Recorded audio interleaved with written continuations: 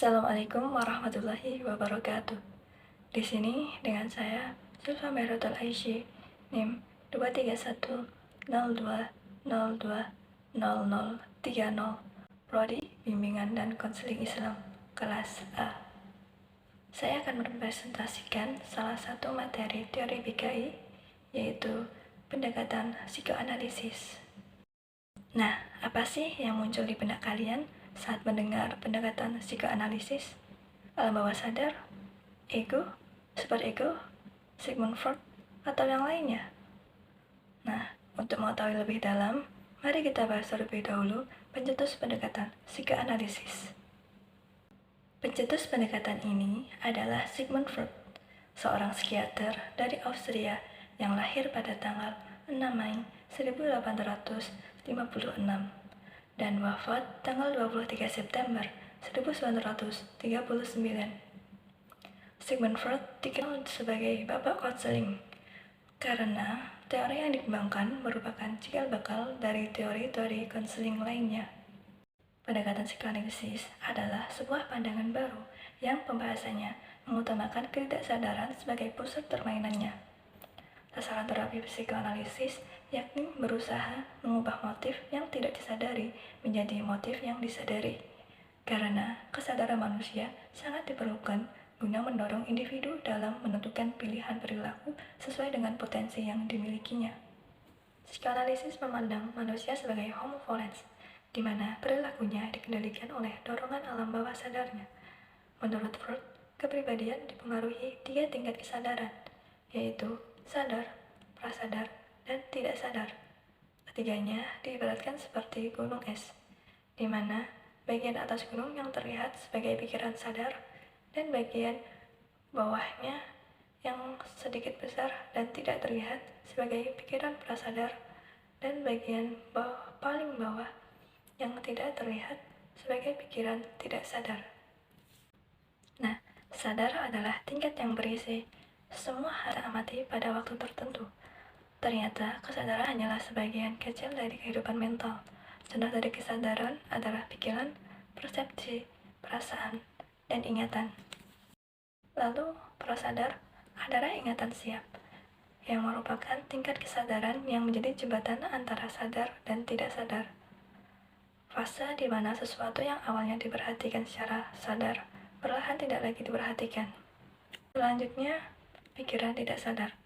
Tingkatan ini berisi insting, impuls, keinginan-keinginan, dan pengalaman traumatik. Tahapan ini terbentuk saat 6 tahun pertama kehidupan seseorang. Konsep struktur kepribadian.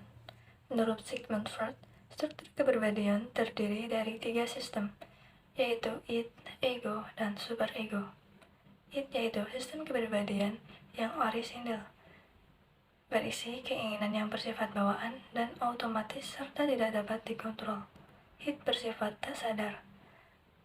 Contohnya, ketika kita haus lalu melihat minuman teman kita, maka kita akan meminumnya.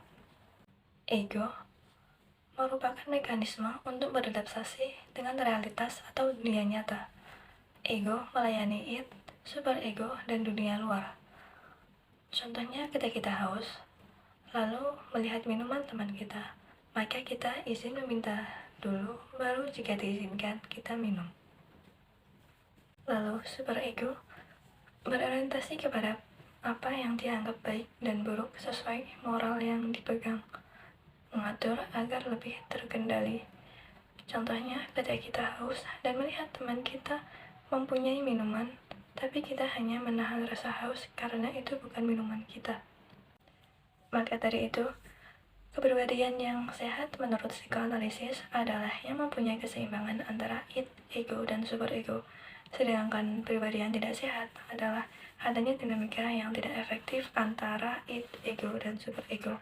Hal ini ditandai oleh ketidakmampuan ego mengendalikan keinginan-keinginan dan tuntutan moral, yang akhirnya akan menimbulkan kecemasan karena tidak siap dalam menghadapi ancaman. Ada 3 jenis kecemasan, 1 neurosis yang bersifat khayalan, 2 moral, yaitu kecemasan kata hati namun tingkat kontrol ego masih rasional, 3 realisis, yaitu takut kepada bahaya yang nyata di dunia luar. Untuk menangani kecemasan, maka timbullah defense mechanism atau mekanisme pertahanan diri. Ini adalah suatu hal yang normal dan digunakan secara universal oleh setiap orang, selagi tidak dilakukan secara ekstrim atau berlebihan.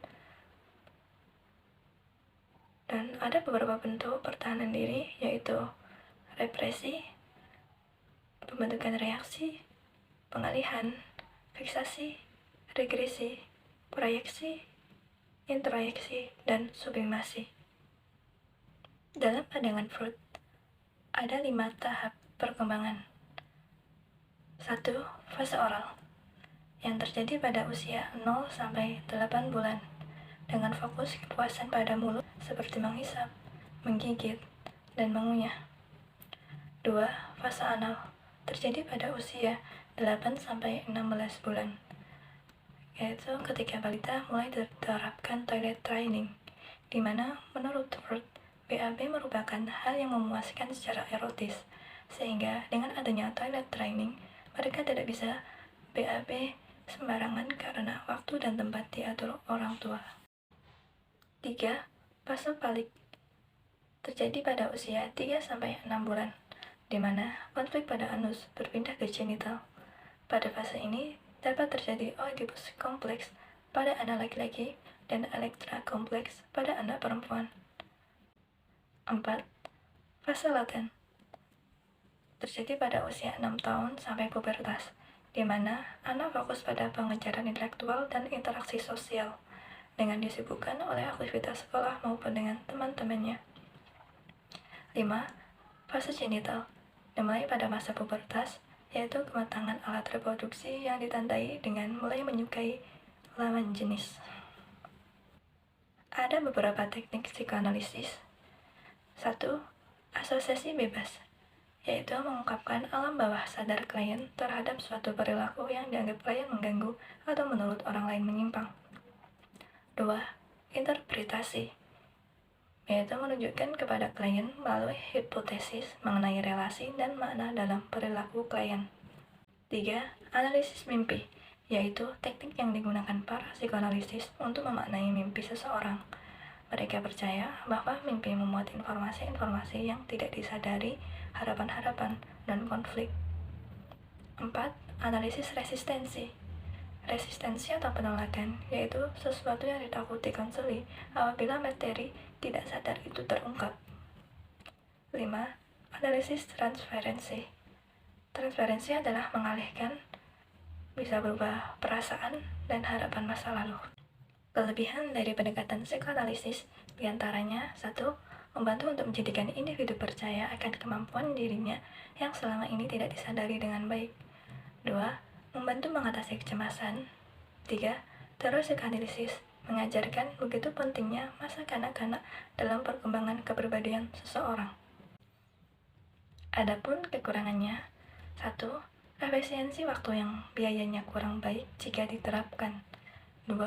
Dapat menimbulkan kebosanan dan kelelahan pada pasien karena proses yang cukup panjang. 3. Terlalu menekankan pada masa lalu sehingga seolah-olah tanggung jawab individu menjadi berkurang, meskipun maksudnya tidak demikian. Sekian penjelasan yang dapat saya sampaikan. Kurang lebihnya mohon maaf.